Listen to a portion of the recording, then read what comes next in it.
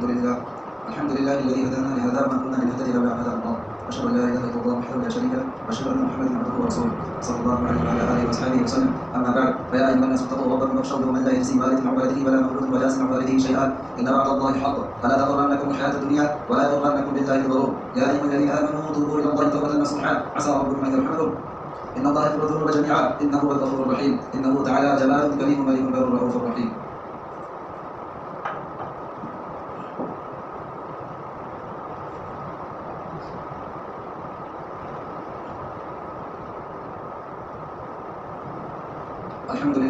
الحمد لله نحمده ونستعينه ونستغفره ونؤمن به ونتوكل عليه ونعوذ بالله من شرور انفسنا ومن سيئات اعمالنا من يهده